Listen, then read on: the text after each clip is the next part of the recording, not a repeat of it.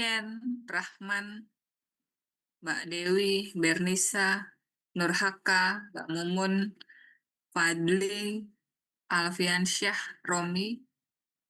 Apakah dengar suara saya? Terdengar Ibu. Kuliah jam pertama sudah selesai? Sudah Ibu. Sudah. Oke guys, sorry ya saya nggak bisa hadir ke kampus.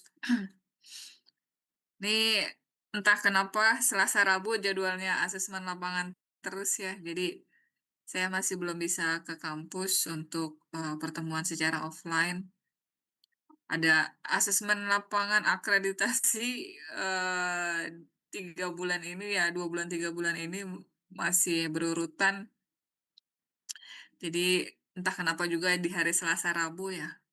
Mungkin dari kementerian selalu menjadwalkan Selasa Rabu gitu ya. Mudah-mudahan besok saya bisa join ke kampus ya teman-teman. Mudah-mudahan besok. Biasanya kalau hari kedua itu hari kedua asesmen lapangan asar saya sudah selesai gitu ya. Jadi saya bisa kabur gitu ya. Saya bisa melarikan diri untuk ke kampus vokasi.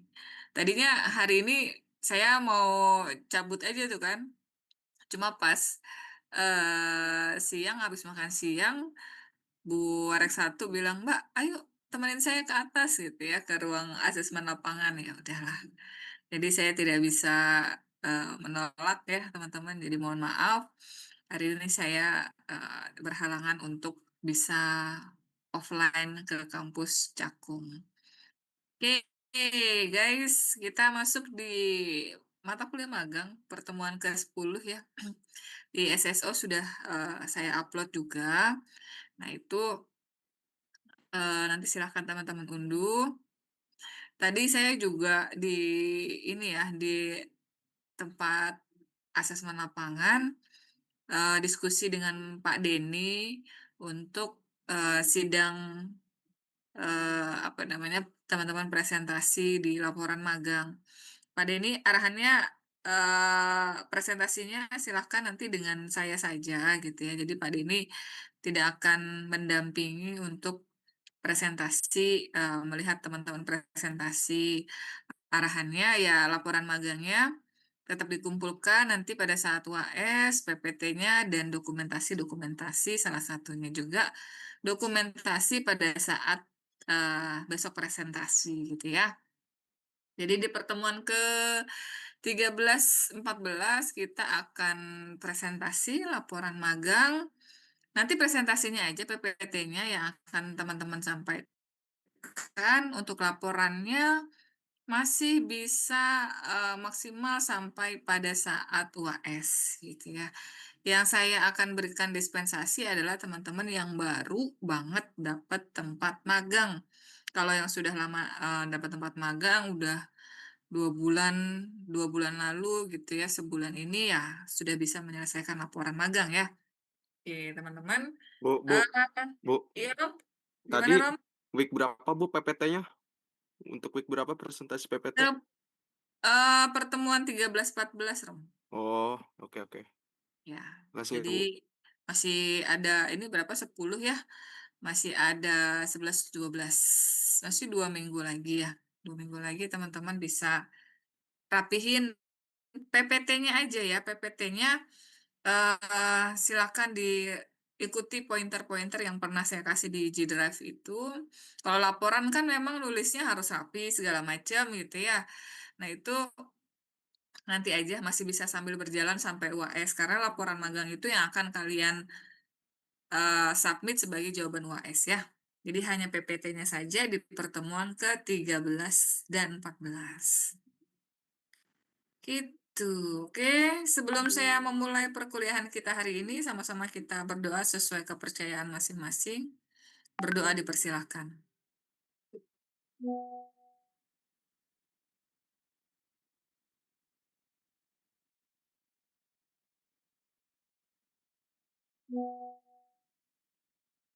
Amin, amin ya robbal alamin. Oke, teman-teman, saya akan buka sesi malam ini ya. Sesi malam ini dengan menjelaskan terkait apa yang akan kalian tuliskan di sesi terakhir, nanti di laporan magang. Yaitu tentang simpulan dan saran ya. Bukan kesimpulan ya, tapi simpulan dan saran. Dan di bab 6 yaitu tentang refleksi diri. Bagaimana teman-teman menggambarkan dirinya before and after gitu ya.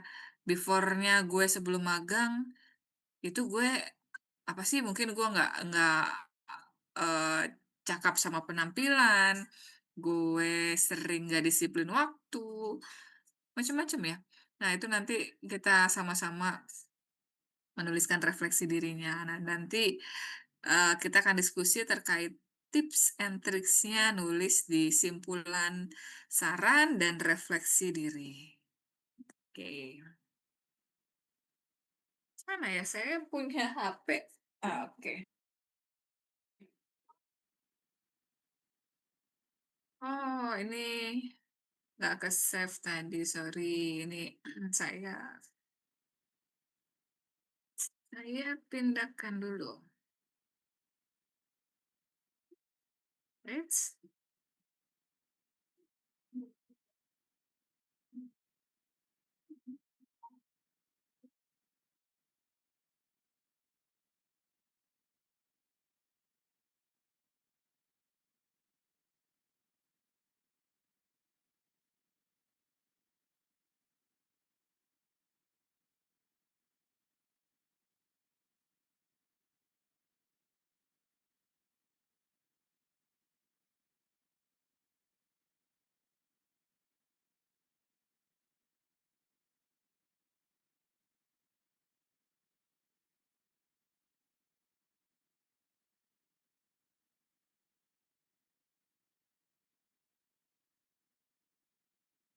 Oke. Simpulan. Nah, kita masuk di 4.1. Simpulan ini adalah kegiatan merangkum seluruh hasil proses magang yang disesuaikan dengan tujuan magang. Ingat ya, sesuai dengan tujuan magang. Jadi nanti lihat dulu sebelum nulis simpulan, baca lagi bab satunya tentang tujuan magang. Oke, selanjutnya saran di 4.2. Di saran ini, teman-teman nanti nulisnya dibagi dua, yaitu saran buat institusi dan saran buat perusahaan. Institusi adalah kampus ya maksudnya, dan perusahaan adalah tempat teman-teman magang. Nah, saran bagi institusi ini bisa menjadi masukan untuk perbaikan proses belajar mengajar berdasarkan hasil temuan kerja magang. Misal kalian, magang di bagian, apa ya, bagian pemasaran gitu ya.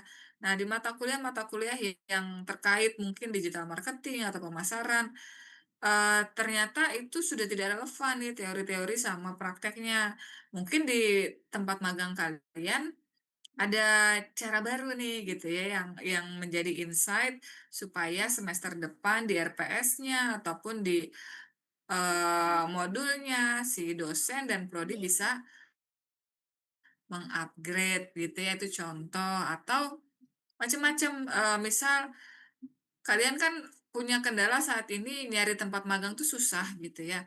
Nah, kalian bisa memberikan saran bagi institusi, kalau kalian sekarang di semester keempat berarti, disarankan sebaiknya pencarian tempat magang adalah mungkin 3 bulan atau 2 bulan sebelum semester ketiga berakhir gitu ya. Jadi pada saat kalian semester 4 sudah ngisi KRS, sudah bisa langsung landing di tempat magang. Itu mungkin salah satu saran bagi institusi, tapi kalau ada saran lain silakan. Selanjutnya ada saran bagi perusahaan yang menjadi tempat kita magang. Nah, ini menjadi masukan bagi perusahaan untuk melakukan perbaikan berdasarkan konsep dan teori yang dipelajari, ya. Jadi, eee, kalau buat yang udah kerja di sini kan juga udah ada yang kerja ya di, kelas ini ya. Masukan bagi perusahaan nih, ya kalian bisa cari, tapi kalau misalnya anak-anak magang nih ya harus agak effort sedikit ya ketika kita mau ngasih saran, karena kan sejatinya kita ini baru masuk ke dunia profesional gitu ya, belum banyak ilmu, belum banyak tahu. Jadi kadang-kadang, "Gua kalau ngasih saran begini baik nggak ya, bener nggak ya?" Gitu, masih banyak pertimbangan. Tapi nggak apa-apa, apapun pertimbangan itu, ketika menurut kita itu, baik, lebih efektif, lebih efisien, silakan dimasukkan. Apalagi bagi yang sudah bekerja, gampang ini mah saran bagi perusahaan gitu ya. Nah, di sini ada tips bagaimana teman-teman menyusun simpulan dan saran. Nah, simpulan ini yang pertama, teman-teman sebelum menuliskan simpulan, misal kalian udah selesai nih bab 4 gitu kan, oh bab 5 apa sih? Bab 5 adalah simpulan. Simpulan berarti gue harus nulis apa gitu ya. Kan nulisnya juga nggak asal ketika kita menyimpulkan sesuatu. Kalau kalian, pahami ya, kegiatan menyimpulkan itu tandanya kan kita harus menyimak A to Z gitu ya. Kalau, kayak di forum diskusi, di forum rapat, coba buat simpulannya. Ya simpulan berarti kita dengerin dulu kan, ABC-nya gitu ya. Jangan sampai simpulan yang kita tuliskan itu berbeda sama pembahasan yang Enakan udah kita dengerin dari awal gitu ya. Nah, ketika kalian menuliskan simpulan, oke, gua sudah selesai mau nulis simpulan bab 5. Berarti gue baca dulu nih, gue balik dulu deh ke bab 1 karena di simpulan itu harus menjelaskan apa tadi? Menyesuaikan tujuan magang. Oke, tujuan gue magang di sana apa? Apa yang gue tulis di bab 1 tujuan magang? Maka di simpulan ya harus menjelaskan itu. Simpulan harus menjawab tujuan magang. Itu kuncinya, tidak boleh yang lain ya. Oke, setelah kalian baca bab 1, maka simpulannya, biar tidak ada yang kelewat, kalian buat pointer. Ya, pointer sesuai dengan tujuan magang yang ada di bab 1. Misal kalian tuliskan, "Bu, tujuan magang saya ada satu, yaitu untuk mengetahui bagaimana prosedur penjualan barang gitu ya. Ya udah berarti ya kalian simpulannya seperti apa tentang penjualan barang, satu doang.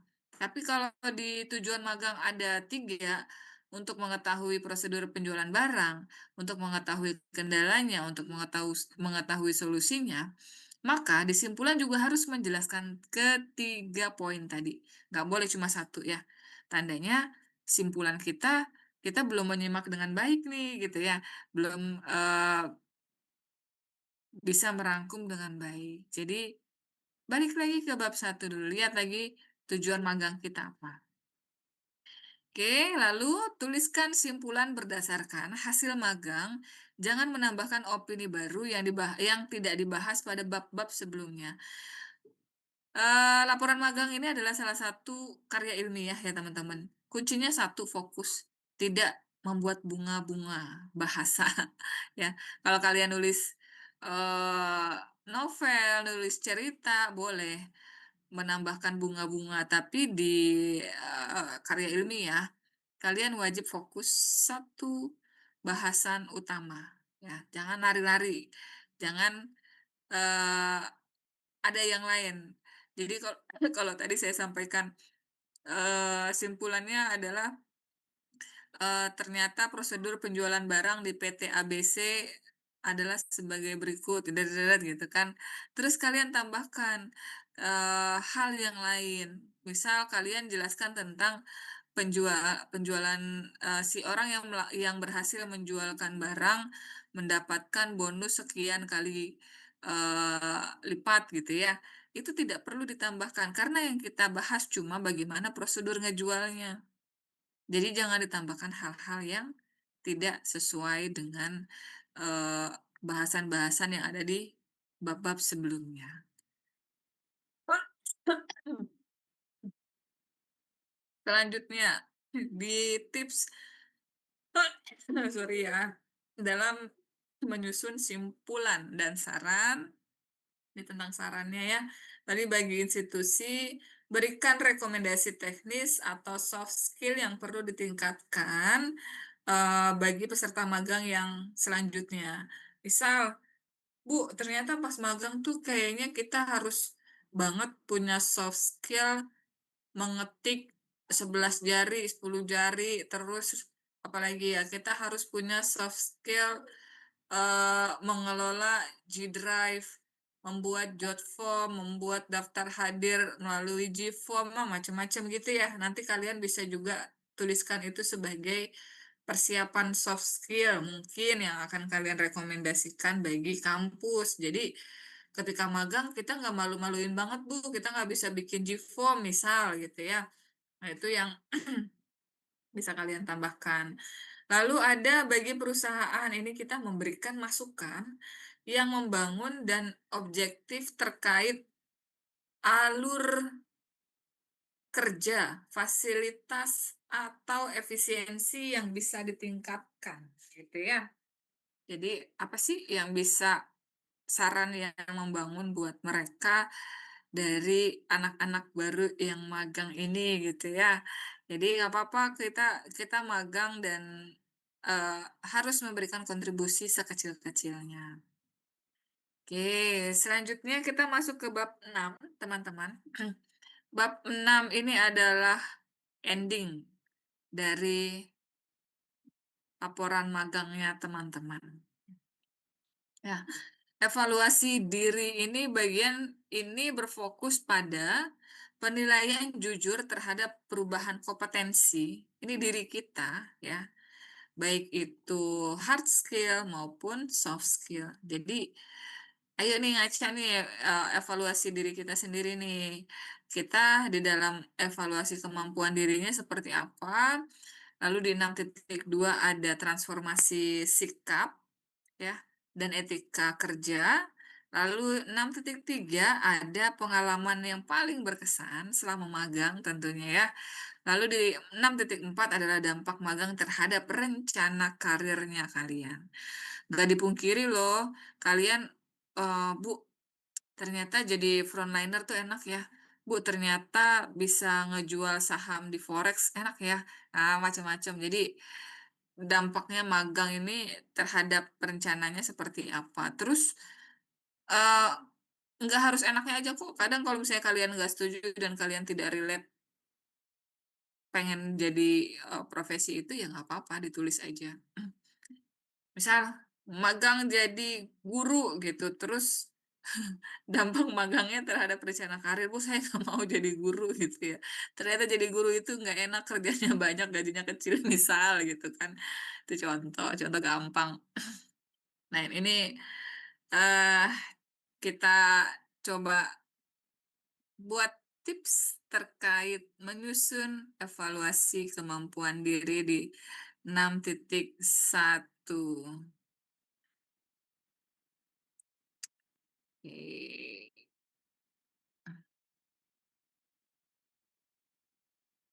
bentar ya.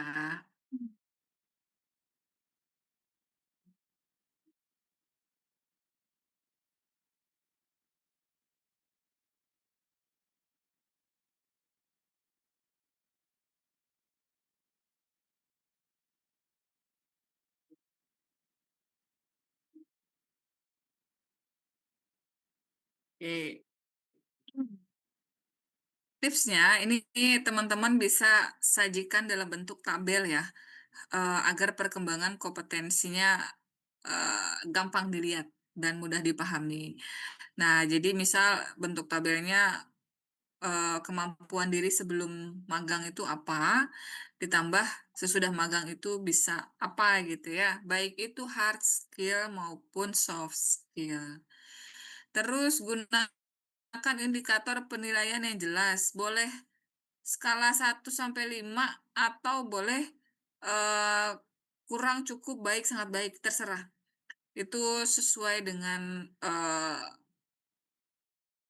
gayanya kalian masing-masing. Nanti misal ya, sebelum magang kalian, tidak bisa menulis surat, terus setelah magang bisa menulis surat dengan sesuai ketentuan yang berlaku, misal gitu. Terus setelah bikin tabel itu diberi penjelasan singkat di bawah tabel. mengenai alasan perubahan tersebut. Kenapa sih kok tiba-tiba, setelah magang kalian bisa, mungkin mengelola website, bisa jualan, eee, lebih bagus, bisa bikin surat lebih bagus, macam-macam ya. Kenapa alasannya? Apa dengan baik sama mentornya? Apakah diberikan pelatihan sama atasannya? Macam-macam. Jadi silahkan dinarasikan after tabel ya. Selanjutnya, di sini ada transformasi sikap dan etika kerja. Ya namanya transformasi berarti kan, sama ya, before dan after. Apa sih transformasi gue selama gue sebelum magang dan gue sesudah magang atau pada saat magang. Contohnya gini ya, saya tuh sebelum di sekretariat, saya di divisi yang ngurusin akreditasi ya. Nah, terus di divisi akreditasi tuh saya nggak ada kewajiban untuk menjaga penampilan gitu ya. Jadi ya saya pakai baju ya sesuai ibu-ibu pada umumnya aja gitu kan. Terus tiba-tiba saya dipindah ke divisi, sekretariat rektorat ya, di mana saya selalu berdampingan dengan Bapak Ibu pimpinan, Bu Rektor, Bapak Ibu Wakil Rektor, di mana di divisi tersebut ternyata penampilannya itu nomor satu gitu ya. Makanya akhirnya saya melihat gayanya Bu Rektor, saya melihat kalau gayanya Warek 2 nggak mungkin ya, Bu Warek 2-nya soalnya laki-laki. Terus gayanya Bu Warek 1, tapi juga kayaknya Bu Warek 1 Eee, agak susah nih saya ngikutinnya, karena Buarek 1 itu gamisan gitu ya, sementara saya, wah belum bisa nih pakai gamis yang setiap hari gitu ya. Akhirnya, ya sudah, berarti, transformasi dari gaya saya berpakaian juga berbeda antara saya di divisi sebelumnya dengan divisi saya saat ini, gitu ya. Dulu saya tidak pernah mengantongi bedak lipstik di dalam dompet saya, tetapi ketika saya sekarang di posisi sekretariat rektor, maka di dompet saya harus ada bedak, harus ada lipstik, begitu ternyata standarnya. Jadi itu yang namanya transformasi, perubahannya seperti apa, ya. Jadi teman-teman nanti bisa ceritakan, sebelum versus sesudah, bisa dari transisi pola pikir kita, ya, dari seorang mahasiswa menjadi seorang profesional. Ini kan udah kerja profesional nih sekarang di hotel ya. Jadi dari mahasiswa ke profesional di, apa namanya, hotel tuh apa sih yang berubah dari diri kita? Tadi selain penampilan mungkin ya pola pikirnya, "Oh gue jauh lebih bertanggung jawab. Oh gue lebih disiplin," ya macam-macam ya. Terus ada soroti juga perubahan pada aspek ketepatan waktu, kerapihan berpakaian. Terus kita nih kalau dikritik gimana? Kita orangnya anti kritik atau menerima kritikan, ya. Terus kita juga, cara menghargai hierarki dari, organisasi yang ada ya, dari, leveling yang ada di perusahaan.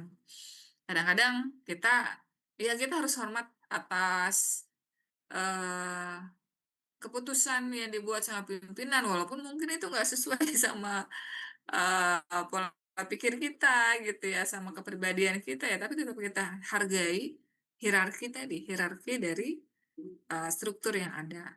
Ini contoh kalimat yang mungkin bisa teman-teman, buka ya di dalam menulis transformasi sikap dan etika.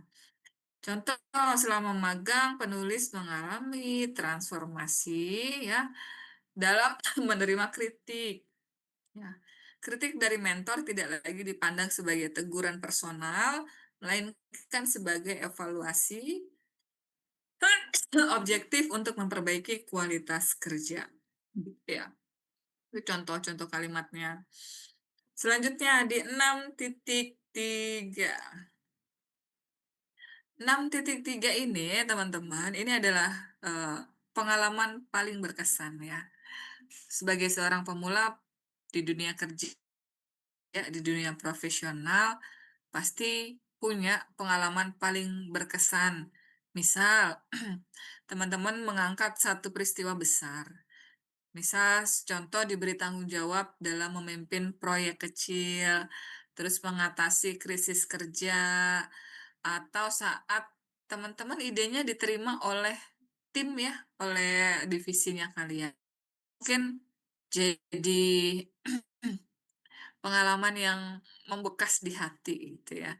Ketika ide kalian tuh dipakai gitu ya, "Oh diterima, oh idenya bagus nih, oke," gitu ya. Itu ada rasa kebanggaan tersendiri ya ketika ide kita dipakai dalam menyelesaikan sebuah masalah, atau lagi bikin proyek apa gitu ya, itu rasanya tuh luar biasa. Untuk teman-teman yang baru masuk kerja di dunia profesional. Tapi ada di sini yang udah bekerja lama belum? Ada Mas Furkon ya, Mas Furkon, terus siapa lagi nih, yang, eee, mungkin sudah bertahun-tahun bekerja di kantornya, eee, di sepanjang perjalanan karir ya, tentang ide ini tapi nggak usah ditulis ya, saya cuma mau cerita. Ketika di sini kan ide kita diterima ya sama perusahaan atau sama divisi kita.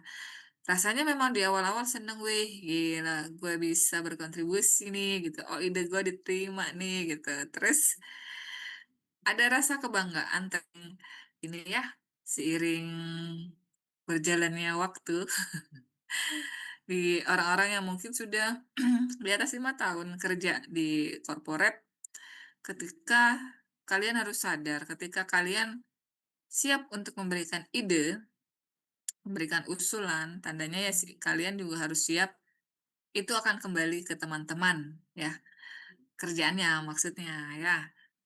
Jadi ada anekdot yang bilang, eee, "Yang ngusul yang mikul," gitu ya. Ada di lapangan kerja, di dunia kerja kayak gitu ada. Nah tapi, ya karena kita anggaplah kita masih menjadi pemula semua di apa, tempat magang, ya kita boleh kok menuliskan Eee, ide kita yang diterima di sana. Kalaupun memang, "Bu, saya nggak masalah Bu, ide saya lontarkan tapi saya yang kerja, saya nggak masalah." Itu jauh lebih bagus ya, teman-teman. Karena apa lebih bagus? Karena eksekusinya jauh lebih clear dibanding orang yang ngide, tapi yang eksekusi orang lain. Itu pasti ada miss-nya, tapi kalau kita yang ngide dan kita yang mengeksekusi, maka masalahnya atau proyek itu akan jauh lebih clear, selesai. Itu ya, itu tips kalau kalian mau nulis tentang idenya diterima, ya nggak masalah, bagus malah.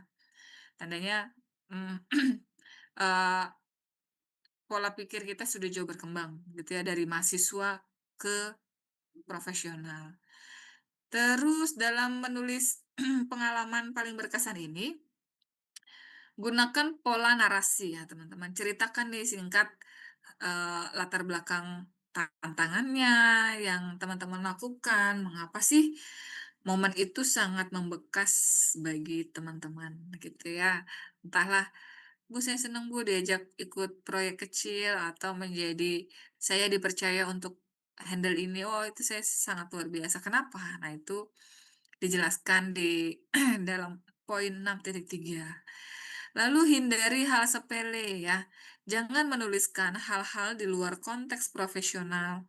Misal yang kalian tuliskan, saya senang diajak outing kantor gitu ya, atau acara gathering kantor atau ada momen makan bersama gitu. Jadi itu jangan, tapi pengalaman yang paling berkesan adalah performa kerjaan kalian yang seperti apa yang mungkin diapresiasi sama kantor gitu ya. Jadi hindari hal-hal yang berbau personal ya di dalam menuliskan 6.3.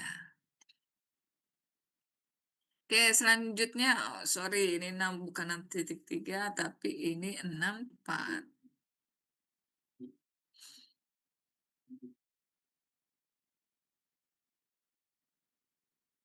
Oke, di 6.4 ini adalah dampak magang terhadap rencana karir. Nah, tips menyusun setelah teman-teman menjalani proses magang kan pada divisi tersebut, narasikan nih menurut pandangannya teman-teman, apakah ke depan teman-teman akan tetap berminat terhadap profesi. Di sini saya tidak memaksa kalian menuliskan yang baik-baik. Kalian selaras bahwa, oke Bu, saya kayaknya di divisi itu worth it deh, dan itu perlu bisa diperjuangkan gitu ya. Itu silahkan, tapi kalau kalian beranggapan bahwa pada divisi tersebut, sepertinya saya tidak cocok dengan kepribadian saya, tidak cocok dengan, rencana karir saya, karena apa, itu dijelaskan. Ya, kedua hal itu baik itu, eee, akan menjadi rencana karirnya kalian ke depan, based on magang ini atau tidak, saya, kembalikan lagi ke teman-teman apakah, eee, divisi tempat magang kalian atau profesi sekarang kalian di tempat magang itu ini ya, sudah sesuai belum sama rencana karirnya. Karena kalau rencana karirnya belum sesuai, ya tandanya nanti bagian tracer study harus, berusaha mencari tempat kerja yang sesuai dengan rencana karirnya teman-teman. Di poin 6.4 ini juga perlu teman-teman tuliskan, kalau misalnya memang pilihannya nggak sesuai ya, jawaban kalian, "Oh, nggak sesuai Bu," gitu. Berarti, harapan atau rencana karir apa sih yang kalian harapkan ke depan, kalian akan menjalani itu sebagai profesi, ya. Kalau yang perempuan, ya jangan ditulis ibu rumah tangga ya, walaupun kita semua akan menjadi ibu-ibu, tapi kan mungkin ada ibu dosen, ada ibu guru, ada ibu haji, ada bu juragan, ya macam-macam. Tapi ini rencana karir tuh maksudnya rencana profesinya, kita tuh apa sih, mau jadi apa, gitu guys. Ini di poin, bab 5 dan bab 6 ini sudah selesai ya. Ketika kalian menulis ini, ya tandanya sudah melengkapi seluruh instrumen magang ya yang kalian kerjakan selama 6 bulan ya, 6 bulan, magang. Ini akan menjadi refleksi diri yang luar biasa buat teman-teman bagaimana khususnya yang baru kerja ya, baru masuk dunia kerja. Oh, ternyata dunia kerja seperti itu ya. Oh, ternyata nggak semua orang ramah ya. Oh, ternyata nggak semua orang tuh begini ya, macam-macam. Dan saya harap magang ini bisa membentuk karakternya teman-teman ya. Banyak hal yang kalian bisa pelajari ya, yang tidak dapat kalian temukan di ruang kelas, pasti ada di tempat magang kalian, gitu. Oke, sampai di sini ada yang ingin ditanyakan, teman-teman?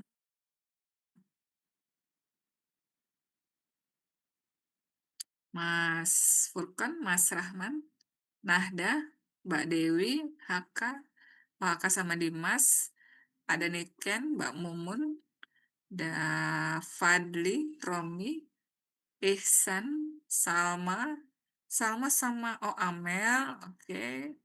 Mutia, Nanda, sama Bernisa. Ada yang mau ditanyakan sampai di sini? Di pertemuan 13-14 saya hanya minta PPT ya, teman-teman presentasikan. Laporan magang eh, tetap dikumpulkan di SSO pada saat UAS. Selebihnya saya akan kirimkan G Drive untuk teman-teman kirimkan laporan magang, PPT, dan videonya. Gitu, untuk melengkapi seluruh proses magang di Prodi D3 Administrasi Bisnis. Karena dokumentasi ini diperlukan oleh teman-teman Prodi pada saat akreditasi. Begitu Kakak-kakak. Oke, ini pada di jalan atau di kampus nih? Jangan-jangan udah pada di Lagi jalan, jalan. Ibu. Lagi jalan, Ibu. Lagi di jalan ya? Kalau tidak ada yang ingin ditanyakan, saya cukupkan pertemuan kita. Tuh, HK lagi sama Bu Puan ya, HK ya? Atau sama siapa tuh coba tuh saya lihat. Oke, kalau tidak ada yang ingin ditanyakan, saya cukupkan pertemuan kita, teman-teman. Silakan, yang lagi di jalan melanjutkan perjalanannya. Kalau ada yang ingin dilanjutkan ya, dalam penulisan silakan menulis. Saya usahakan besok, saya nggak tahu belum belum lihat lagi di grup apakah, besok offline apa enggak. Mudah-mudahan, hari kedua besok asesmen lapangannya sore sudah selesai, jadi saya bisa kabur ya ke kampus Cakung. Oke, ada yang bisa on cam lagi? Sama Amel lagi Ibu, makan. Nih Ken, iya Ken? Gimana Ken? Ibu, besok Zoom, Bu. Oh besok online ya? Besok daring. Oh besok daring, oke oke. Oke, di SSO-nya udah ada ya nih Ken? Ini dikirimin jadwal sama Fatur, Bu, di grup. Oh oke, siap. Oke teman-teman saya tutup ya, saya foto dulu sebentar. Fadli, Mumun, Furkon, Rahman, Romi, Mas Iksan, Mutia, Bernisa, Mbak Dewi. Ada yang mau on cam lagi? Oke, saya tutup, saya foto dulu. Nanda, Nanda. Matanya doang Nanda yang kelihatan Nanda. Iya, saya foto ya. Satu, dua, satu, dua, tiga. Oke. Sekali lagi terima kasih teman-teman pertemuan kita di sesi ke-10 mata kuliah magang. Saya cukupkan, insya Allah besok kita ketemu lagi dengan mata kuliah yang lain ya. Semangat selalu, semoga dimudahkan segala urusannya. Terima kasih. Wassalamualaikum warahmatullahi wabarakatuh. Waalaikumsalam warahmatullahi wabarakatuh. Waalaikumsalam. Terima Waalaikumsalam. kasih. Terima kasih, Bu. Sama-sama.